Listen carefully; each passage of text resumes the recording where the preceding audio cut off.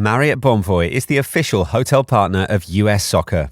Join Marriott Bonvoy today to get closer to the game with exclusive perks, unforgettable experiences, and benefits that go beyond the pitch. Spring Hill Suites, part of Marriott Bonvoy, offers complimentary hot breakfast and spacious all-suite accommodations, perfect for the whole team, with room for up to 6 guests. Make your next getaway a win. Learn more at springhillsuites.marriott.com. Happy holidays! Want to give your host a gift? Consider subscribing, rating, and reviewing the show this holiday season. It really helps the show grow. From all of us at Believe, have a Merry Christmas, everyone, and a Happy Holiday. Every team, every topic, everywhere. This is Believe. Welcome to this special emergency podcast from Orioles on the Verge. This is Zach Spedden, joined by Bob Phelan. Our co-host Nick Stevens could not join us on this episode, which we had to pull together quickly after it was reported that the Orioles and Tampa Bay Rays swung a big trade that lands the Orioles a cost-controlled starter for the next 3 years in right-handed pitcher Shane Baz. In exchange, the Orioles are sending a lot of prospects back to the Rays. That includes heralded right-handed pitcher Michael Forret, along with Slater de Brun, one of the top picks in the 2025 draft class, catcher Caden Bodine, outfielder Austin Overn, and the Orioles will also give a competitive balanced round pick in the coming draft. So this is a big deal between two division rivals. The Orioles picking up a young starter with good stuff who put together a 30-start season last year with mixed results, but at 26, there's reason to believe that there's plenty left in the tank. At the same time, though, they're giving up a lot of prospects in return, including some guys that have fairly high upside ceilings back in this deal. So, Bob, I know that the two of us have not had a ton of time to process this trade since it was first reported by Ken Rosenthal at The Athletic and then ultimately announced by the two teams. So how are you feeling right now? Overwhelmed. Yeah, it was a lot to process. Luckily, I was off of work today, so here goes another productive day. I'm just going to be on my phone looking at reactions and trying to analyze this from every way we can. But love getting Shane Baz first and foremost. I was all about him last offseason when he had 4 years in control. I was hoping he would be our big trade acquisition. They waited a year. Hey, make sure he's healthy. You know, his trade value might have gone down because he had to pitch in that little minor league ballpark, which inflated his numbers a bit. But yeah, I love Shane Baz. He's got nasty stuff, a 107 stuff plus, according to Fangraphs. I think he's got a lot of upside still. He's only 26 years old. He's got an elite fastball, an elite curveball.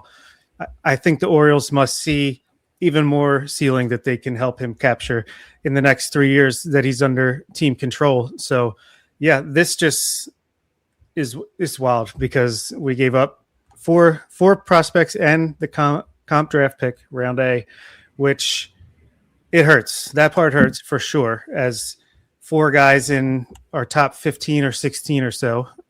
We're going to have to redo our top 50 is going to look a little bit different when we count that down next month. But yeah, Michael Forret is definitely the biggest pain point here because I think his potential could probably be almost as good as a Shane Baz, but that's still a few years away. And look, we still have Trey Gibson, Nestor Erman, Luis De Leon, Levi Wells. Still a ton of depth in the upper minors when it comes to pitching prospects.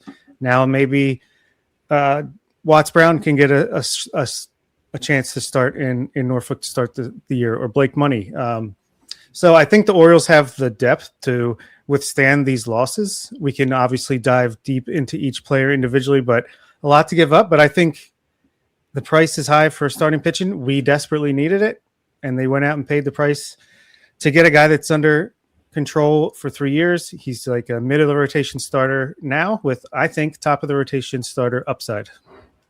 Yeah, let's start by breaking down Shane Baz. Baz debuted with the Rays in 2021, and for at least a good portion of his minor league career was often seen alongside Grayson Rodriguez as one of the best pitching prospects in the game. He wound up missing all of the 2023 season, but returned in 2024, put up good numbers over 14 starts. And then last year in 2025, 10-12 records of 4.87 ERA and 166 in the third innings pitched across 31 starts. As Bob noted, though, he had the disadvantage of pitching at Steinbrenner Field, which was the Rays' temporary home last year, and that certainly inflated his numbers. On the road last season, Baz had a 3.86 ERA. At home, that figure was a 5.9. And while Baz is pretty good at generating ground balls, he was a pitcher who was clearly hurt by the move to Steinbrenner Field. So that needs to be considered if you're going to look at Baz's pure stat line. It is worth noting that some of his peripheral numbers, including his FIP, were a lot better. So that's something to consider here with Baz. The question, I think, for the Orioles is, what do you have to do to get that high upside out of him? Because we've known he's had it for years, and he's shown flashes of it, but has yet to put it together over a full season. Yeah, exactly. I mean, it's kind of crazy that he's still only 26. I still remember when he was traded in the Chris Archer deal along with the rest of that one-sided trade. But yeah, I think if you look at his monthly splits, he ended the year with 5 games started, 2.82 ERA. That's obviously good. I think he was also, outside of just dealing with Steinbrenner Field and the short porch where he gave up 11 more home runs than he would have if you look at the Baseball Savant, than he would have if he had pitched in Camden Yards. He was just messing with things because obviously missing a lot of time with Tommy John, hadn't had a chance to really tinker. He was doing that throughout the year, ended the season very strong. Like I said, his home road splits, let's see if, here we go. Home games, 5.90 ERA over 82 and a third. Away games, 3.86 ERA with an 84, with over 84 innings pitched. So you can clearly see that those were affecting him. And yeah, I'm happy to get him in here with Drew French, Mitch Plasmeyer, the gang, and see if they can really. And the fact that he, in his first full season after Tommy John, pitched 166 innings, which was right up there in the Dean Kramer range, but with much better stuff, much better upside. Yeah, I'm looking to see just how good he can be over the course of his Orioles tenure coming up. Diving into his pitch mix a little bit, he definitely fits a type that the Orioles like. A tall right-hander with a good fastball who mixes in a cutter, and it's a pretty broad pitch mix. He also throws a curveball, a slider, and a changeup. The fastball was pretty good for him last year, but if you want to look at where there's a pain point in his repertoire, it's the cutter. So I wonder, do the Orioles try to iron that pitch out and make it more effective, or do you look elsewhere in the arsenal, perhaps the changeup, and figure out how you can make that work better for him next season? We know the Orioles love their cutters and their changeups, so if he's got those 2 weak spots, I think he's coming to the right organization. Well, less success with the cutter than the changeup, but they're at least going to tinker with it. So, yeah, I would imagine maybe he messes around with the changeup a little more, and maybe he can start to throw that a little more often to keep hitters off balance. But even if they just fine-tune the command a little bit and his stuff stays exactly the same, then I think he's going to be a much better pitcher for it. Let's go now into the return that the Orioles are giving up. And I want to start with, I think, the top 2 prospects in this trade. And that's Forret, who was firmly inside the top 10 in our most recent top 50 update, was probably going to be in our top 10, perhaps even our top 5 or 6 prospects going into next season. De Brun, meanwhile, was just outside the top 10. The Orioles drafting him in last year's class. He has officially not made his professional debut yet, but was coming into this season with a considerable amount of hype after receiving a signing bonus that was worth $2 million over slot, the Orioles getting him away from his commitment to Vanderbilt. So before De Brun even takes the field in an official game in the Orioles organization, he's dealt to the Rays. And I think it goes without saying that because we've not seen him play, we don't have a ton of background on De Brun, but I do want to start there because I know for myself coming into this offseason, I wouldn't have said that De Brun was completely untouchable, but I found a trade highly unlikely because the Orioles didn't know what they had, but he ends up getting moved in this deal. Yeah, and I should say I love this trade for the Rays as well, who, seeing the AL East make all these free agent signings and moves, and it's going to be a monster of a division. I like what they were able to do between this and, maybe not as much that 3-team trade they also pulled off today, but they're getting a lot of good talent from the Orioles here, and De Brun is certainly one of them. I mean, I feel like this is a nice boost of confidence for Nate George, or at least this must mean that the Orioles feel really good about Nate George, because I think maybe they were interchangeable in a trade like this. Maybe George has more value, but the fact that they were willing to do it, it says a lot. I think de Brun, we've heard Corbin Carroll upside. Obviously, we haven't seen him play. He hasn't had a professional at bat to name yet, but we know the talent's there. And how ironic that he was picked with the the pick that the Rays traded us to get Brian Baker at the deadline. So it comes full circle. Shifting over to Forret now, if you caught our mailbag episode live earlier this week, I don't know what we're going to do with that episode now for the podcast feed, but if you caught the episode live, you know that we had a long discussion about Forret because he is entering his Rule 5 eligibility after the 2026 season. And the Orioles, as Nick wrote about over our Substack earlier this week, have a real logjam, particularly on the pitching side, of Rule 5 eligible prospects. So it's not shocking that they dealt from that group of players, which also includes Nestor Herman, Levi Wells, Trey Gibson, and Aaron Estrada, among others, to complete a major trade. But Forret is a guy that has been starting to get a lot more buzz nationally, missed a little bit of time with injury last year, but was very effective between Aberdeen and Chesapeake. I have said before that in terms of his mound presence and his stuff, he reminds me a lot of Kyle Braddis. And I think the Orioles saw a lot of that in him too. So they are taking a considerable risk here, giving up Forret to a team in their own division. Yeah, absolutely. This one hurts. It's going to hurt seeing him come up and be a really, really good starting pitcher for the Tampa Bay Rays. If they don't trade him before that happens, it's always a possibility with Tampa Bay. But yeah, I mean, Forret was my number 6 on my personal top 50. I guess I can reveal that now. Yeah, just outside of the top 5, but like him a lot. I think only Trey Gibson was ahead of him in my rankings for the guys in the pitching prospects in the system. But again, the Orioles had Levi Wells, Luis De Leon, Nestor Herman, Cameron Weston, Jerron Watts-Brown, et cetera, et cetera. Like, there's still depth there behind him. But yeah, he was one of my favorites of the bunch and had one of the highest upsides with how young he was for the level he reached. So that one certainly hurts. It's not a slam dunk trade, but I think it's one you have to make if you're in the Orioles position. All right, everyone, let's talk about drinking and driving, a decision that will change your whole world. Things will never be the same once you get a DUI because legal fees, time in court are just the beginning. Getting into a crash is another way your world could be irreversibly changed after drinking and driving. Your vehicle may not be the only thing that gets damaged in that crash. You could face a life-altering injury or even death. But you're not the only one who could face those consequences. Your decision to drink and drive could permanently change someone else's world, whether you injure them or leave their loved ones grieving. The next time you're out drinking, call a rideshare, a taxi, a sober friend, or a designated sober driver. Always plan for a safe ride home. The only decision that will change your world for the better is the decision to call for a sober ride. It's never worth it to drive drunk. Don't risk it.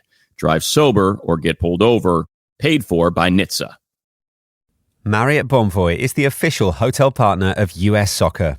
Join Marriott Bonvoy today to get closer to the game with exclusive perks, unforgettable experiences, and benefits that go beyond the pitch.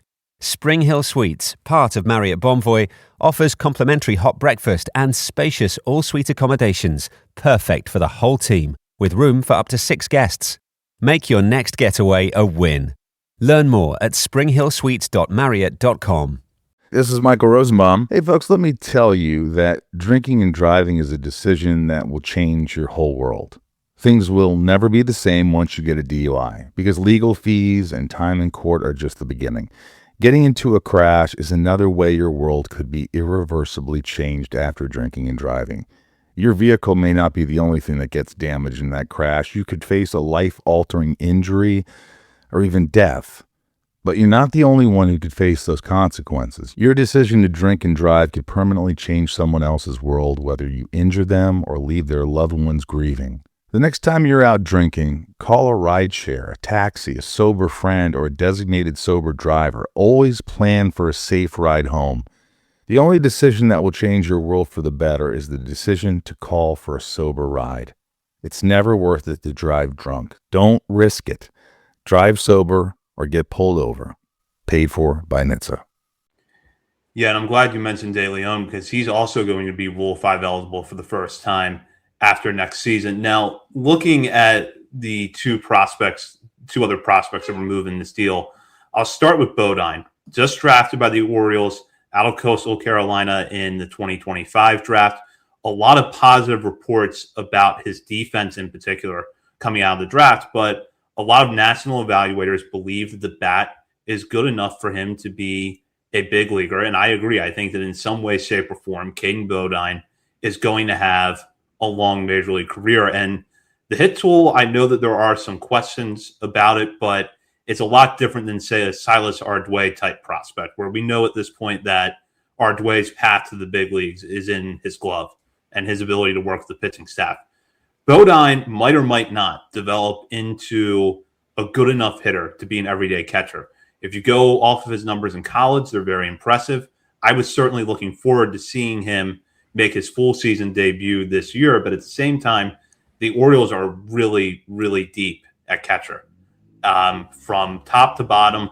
And even on the roster that Bodine was probably going to play on next season, Frederick, you were looking at a team that had three catchers between him, Ike Iris, and Yasmil Bousset. So if nothing else, the Orioles deal from an area where they are deep, but they do give up a guy that has big league upside.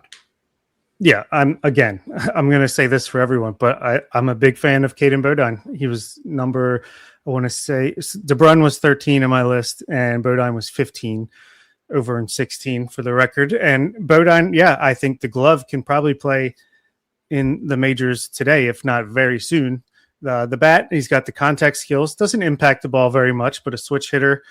I mean, best case, which is a really good case, in my opinion, is like a switch hitting. Who's the catcher that was with Cleveland for so long? Can't hit a lick, but he's like one of the best defensive catchers. I think Jan Gomes or Austin Hedges. Yeah, Austin Hedges. Yeah. So he's like a switch hitting Austin Hedges with probably a little more bat there than him, but if all goes right. But at the same time, the Orioles have Adley for the next 2 years. They have Basayo, they have Creed Willems, they have Silas Ardway, Maverick Hanley still in the system, Yasmil Bousset, Ike Irish. Maybe he gets more run now behind the plate. Andrew Tess, like we talked about it on the mailbag episode, which will be a little bit out of date, but I think everyone can still enjoy listening to it next week. Catcher is a big depth point, so I don't think you're hurt too much in trading Caden Bodine. Going over to Overn now, draft pick out of USC in 2024, put together after a slow start to his first full season at Aberdeen, wound up putting together a really solid year. And if you're looking at the higher picks from the 2024 draft class, certainly had the best season among hitters, not counting Nate George, who was a little bit lower in that draft. The question mark with Overn is the strikeouts and whether or not the hit tool is going to translate at the big league level. But there's no denying this is a guy with 270 grade tools, good raw power. The speed, defense, and that power alone could get him to the big leagues. But the question of his ceiling versus his floor was one that really remained wide open. And I know we actually just talked about him as a breakout candidate coming into this year. And you could see where if he's able to cut back the strikeouts, you've got a really solid everyday center fielder in the future. But whether or not he does that is still a big question mark. Yeah, another guy that I'm pretty high on the upside of in Austin Overn, and I hate that he's going to the Rays because if he breaks out, I think he's going to be a really, really solid outfielder for them at the major league level. But that's years away, and the Orioles are trying to balance winning now while remaining a player development franchise as well on the farm system. And I think this is a confidence boost that, hey, this team believes in Enrique Bradfield Jr., They also have Reed Trimble added to the 40-man roster, have Judd Fabian in AAA still, some other outfield prospects behind him. Nate George a little further away, but he's down there. Vance Honeycutt, if he can get a bounce back. But yeah, Overn, he's got power, speed, great defense, great arm. It's just like a 5-tool player, but he does have swing and miss to his game right now. So there is a little bit of risk there. Would have loved to keep him, but if it was between Bradfield and Overn, I think the Orioles went with the guy who's a little bit closer to the majors, has a higher floor, maybe not quite as high of a ceiling. I've got a couple more questions about this trade that I want us to go through on this episode, but I'll just say in general about giving up the draft pick which is the fifth piece in this deal for the Orioles going to Tampa Bay. If the alternative was giving up another prospect in that 10 to 15 range or even the 15 to 20 range, I'm fine with giving up the draft pick because that's likely what the cost would have been otherwise. And maybe in the long run, it's not a significant difference giving up your 16th best prospect as opposed to the draft pick, but it also creates much more of a wild card where, it's more of a wild card for the Orioles giving that up, but it's also much more of a wild card for the Rays because they've got to make the best use of that pick. Chances are, with their track record, they probably will, but it is different for me than giving up a prospect. And if it prevented someone else from being dealt from the system that has some upside, I'm fine with that. I agree with that. And, I think if I'm looking at my updated rankings after this trade in the players in that range, it's like a JT Quinn or Joseph Giroux. Am I giving up a guy who we were really high in the last draft who hasn't debuted yet, or even a Jerron Watts-Brown who's closer to the majors and maybe some reliever risk, but definitely some upside as well? Yeah, I'll give up the draft pick every time. We can always get one back if we need to, maybe at a later date. Or TC in the Patreon Discord has said this all off season, and it comes into play here, which it might indicate that the Orioles are pretty confident that they're going to sign a pitcher or at least another player attached to giving up our third highest draft pick, which after trading this goes from the second rounder to the third rounder. I said that in a weird way, but if you sign a free agent and lose a pick, trading this draft pick is not as big of a deal because it becomes a later pick. And that comes into play with Ranger Suarez and Framber Valdez, who are still out in the market. Michael King did go back to the Padres earlier this week, but to the extent that the Orioles saw him as a solution, I don't know that we quite know that, but we do know from reports they seem to really be in on Valdez. And if they're in on Valdez, you have to think they're also in on Suarez. I just want to put this out there, and I get your thoughts on this. I don't think this precludes the Orioles from making another move, and if anything, it may solidify the fact that they're going to sign their next starter in free agency, because if they knew they had to make a trade and then they had to go out and get an Edward Cabrera from Miami or a Joe Ryan from the Twins or even Pablo Lopez from the Twins, they would have probably tried to hold on to some of these players. Not that the package would have been exactly the same, but some of these guys could have, in theory, rounded out that trade. I think that they're looking heavily at free agency, and you just have to hope that it works out that they get one of these starters. Yeah, I think this trade actually opens up a lot more possibilities because Baz is only going to make around $3 million in arbitration, his first arbitration year. So you're saving money by bringing him in. You're also gaining a little bit of leverage if you want to sign another starter.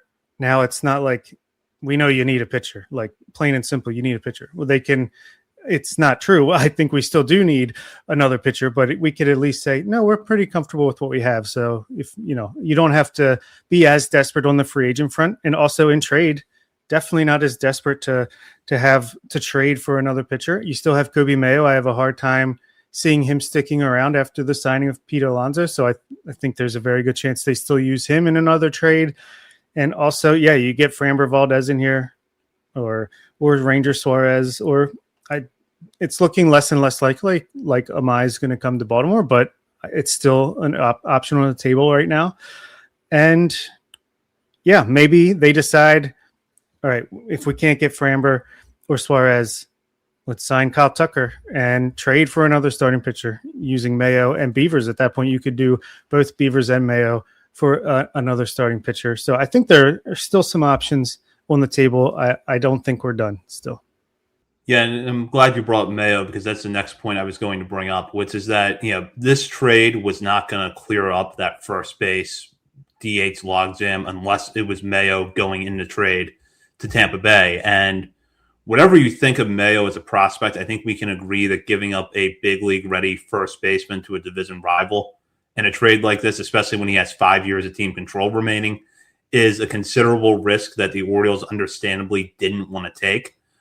But you're probably right. I still think Mayo could be in play for a trade, whether it's for another starter or if the Orioles still feel like the outfield is unsettled and they're looking at what's a pretty weak free agent class behind Kyle Tucker and Cody Bellinger and realizing they're going to have to make a move, Mayo is still there for that.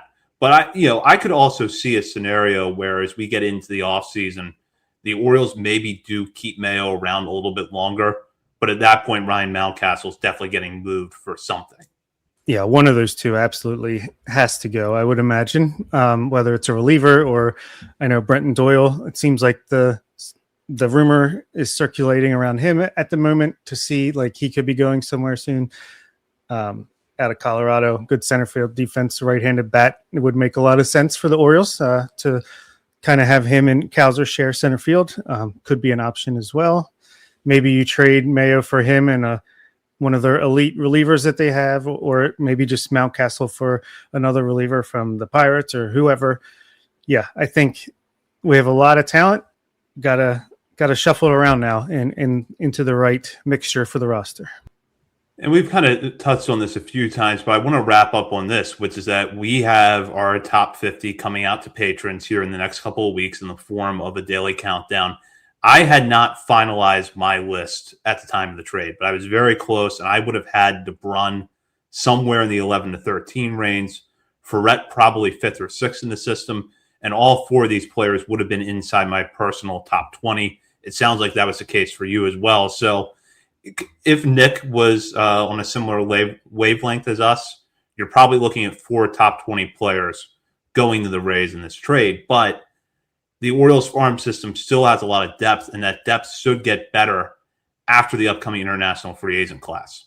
Yeah, and yeah, absolutely. There's big free agent class coming up on the international market with the projected 4 big signings, including the best pitcher in the bunch. If you want to look in the Substack, there's some details over there. But even with this trade, though, I mean, like I said, you guys got guys like Joseph Giroux, JT Quinn, Jordan Sanchez, Thomas Sosa, Steve Martinez, Andrew Tess, Ethan Anderson. Like, it's still a very deep system, and there's plenty of ammo to go get someone else or just keep them and keep building up the farm system with the number 7 pick in the draft coming up as well. And for that does it for this emergency edition of Orioles on the Verge. We're going to have an episode released next week that was pre-recorded, just an FYI. So there are going to be some things in there that might be a little out of date, but that's only a couple of topics. We still had pretty wide-ranging discussions about Enrique Bradfield Jr., the effect of the Orioles shifting their high A affiliate to Aberdeen, and a whole lot more. So be sure to check that out when it's released on our podcast feed early next week. In the meantime, you can check out our many social media channels, including Facebook, Instagram, Threads, X, TikTok, YouTube, Twitch, and Blue Sky. We're also over at Substack, oriolesontheverge.substack.com.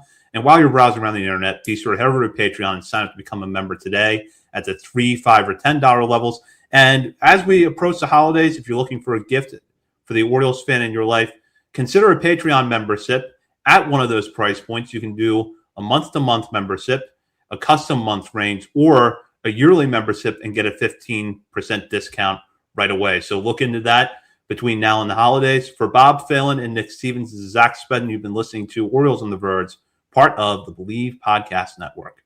Marriott Bonvoy is the official hotel partner of US Soccer. Join Marriott Bonvoy today to get closer to the game with exclusive perks, unforgettable experiences, and benefits that go beyond the pitch. Spring Hill Suites, part of Marriott Bonvoy, offers complimentary hot breakfast and spacious all-suite accommodations, perfect for the whole team, with room for up to 6 guests. Make your next getaway a win. Learn more at springhillsuites.marriott.com. Happy holidays! Want to give your host a gift? Consider subscribing, rating, and reviewing the show this holiday season. It really helps the show grow. From all of us at Believe, have a Merry Christmas, everyone, and a Happy Holiday. If you like the show, please take a moment to rate, review, and subscribe. It really does help the show to grow. Thank you for listening.